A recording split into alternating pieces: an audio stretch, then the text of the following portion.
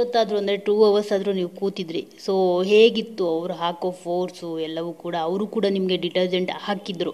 So ನಿಮಗೆ ತಲೆ ಮೇಲೆ ಮತ್ತು ಕಿವಿ ಮೇಲೆ ಹಾಕಿದ್ರು ಅಂತ ಹೇಳ್ಬಿಟ್ಟು ಇಲ್ಲೆಲ್ಲ ವೈರಲ್ ಆಗ್ತಾ ಇತ್ತು. ಅಂದರೆ ನೀವು ಅವ್ರು ಮಾಡಿದ್ದನ್ನೇ ನೀವು ಕೂಡ ಅವ್ರಿಗೆ ಮಾಡಿದ್ರಿ ಅಂತ ಹೇಳ್ಬಿಟ್ಟು. ಸೊ ನೀವು ಅಲ್ಲಿ ಕುತ್ಕೊಂಡಾಗ ಏನೇನು ನಡೀತು ಅಂತ ಹೇಳ್ಬಿಟ್ಟು?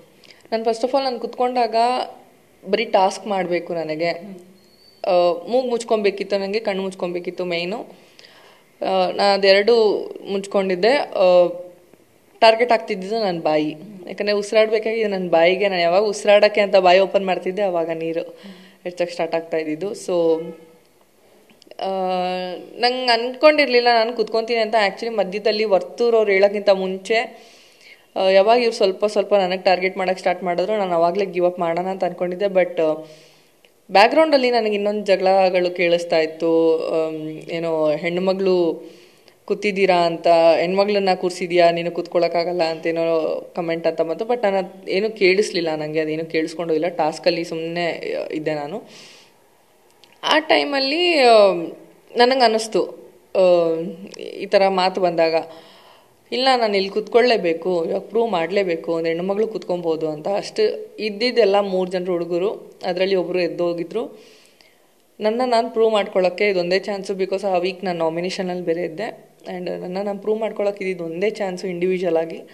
ಸೊ ಅದನ್ನ ಯಾವುದು ಬಿಡಬಾರ್ದು ಅಂತ ನಾನು ಏನೇ ಆಗಲಿ ಪರವಾಗಿಲ್ಲ, 2 ಅವರ್ ಆಗಲಿ 3 ಅವರ್ ಆಗಲಿ ಕುತ್ಕೊತೀನಿ. ಎಷ್ಟು ಫೋರ್ಸಾಗಿ ನೀರು ಹೆಚ್ಚಿದ್ರು ಅವ್ರವ್ರ ಜಗಳದ ಮಧ್ಯ ನನಗೆ ಬಂದು ಫೋರ್ಸಾಗಿ ನೀರು ಹೆಚ್ಚಿಸ್ತಾಯಿದ್ರು. ಅದು ನನಗಿಷ್ಟ ಆಗಿರಲಿಲ್ಲ. ಸೊ ಅದು ಬಿಟ್ಟರೆ ನನ್ನ ಟಾಸ್ಕ್ ನಾನು ಮಾಡಿದ್ದೀನಿ. ಅದು ಆ ವೀಕ್ ಉತ್ತಮ ತಗೊಳ್ತೀರಾ, ನಂತರ ಕಳಪೆ ಬರುತ್ತೆ. ಸೊ ಯಾಕೆ, ಏನಾಯಿತು, ಎಲ್ಲಿ ಗೇರು ಚೇಂಜ್ ಆಯಿತು ಅಂತಂದರೆ?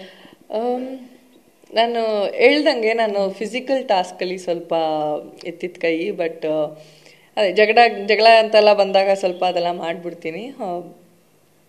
ಬಟ್ ಈ ಆ್ಯಕ್ಟಿವಿಟಿ ಸ್ವಲ್ಪ ಬೋರಿಂಗ್ ಅನ್ನಿಸ್ತು ಆ ವೀಕ್ ಆ್ಯಕ್ಚುಲಿ ಎಲ್ಲರಿಗೂ.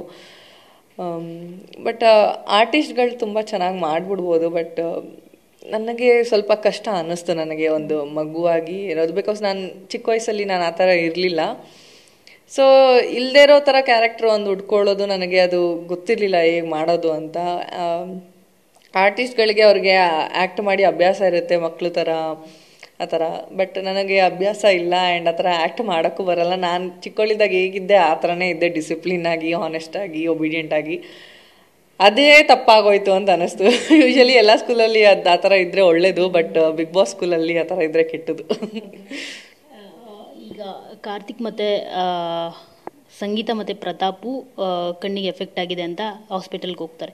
ಆವಾಗ ನಿಮ್ಮ ಟೀಮ್ಗೆ ಏನಾದರೂ ಒಂದು ಸ್ವಲ್ಪ ಭಯ ಅನ್ನೋದು ಆಗಿತ್ತಾ, ಹೇಗೆ ಅಂತ? ಭಯ ಅನ್ನೋದಕ್ಕಿಂತ ಆ್ಯಕ್ಚುಲಿ ನಮಗೆ ತುಂಬ ಬೇಜಾರಾಗಿತ್ತು. ಬಿಕಾಸ್ ನಾವು ಅನ್ಕೊತಿದ್ವಿ ಅವ್ರು ಮಾಡಿದ್ದೆ ನಾವು ಮಾಡಿದ್ದು, ಅವ್ರು ಹಾಕಿದ್ದೆ ನಾವು ಹಾಕಿದ್ದಿದ್ದು.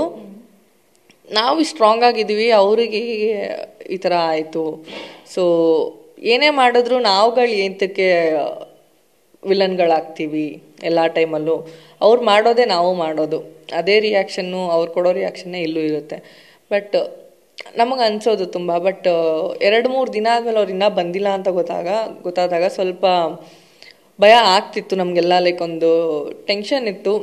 2 ದಿನ ಆಯಿತು, 3 ದಿನ ಆಯಿತು, ಇನ್ನೂ ಬಂದಿಲ್ಲ, ಅಷ್ಟೊಂದು ಸೀರಿಯಸ್ ಏನಾದರೂ ಆಗಿರುತ್ತಾ, ಏಂತಕ್ಕಾಗಿರುತ್ತೆ ಅಷ್ಟೊಂದು ಸೀರಿಯಸ್ಸು ಅಂತ. ಅದಾದಮೇಲೆ ಅವ್ರು ಬಂದಾದಮೇಲೆ ಗೊತ್ತಾಗಿದೆ ಅವರು ಕಣ್ಣು ಮುಚ್ಚಿರಲಿಲ್ಲ, ಕಣ್ಣು ತೆಗೆದಿದ್ರು ಹಾಕ್ಬೇಕಾರೆ. ಸೊ ಕಣ್ಣು ಜಸ್ಟ್ ಸಿಂಪಲ್ ನೀರು ಹಾಕ್ಬೇಕಾದ್ರೆ ಕಣ್ಣು ಮುಚ್ಚಲೇಬೇಕಿತ್ತು. ಸೊ ಮುಚ್ಚಿದಿದ್ರೆ ಏನೂ ಆಗ್ತಿರ್ಲಿಲ್ಲ ಇದುವರೆಗೂ.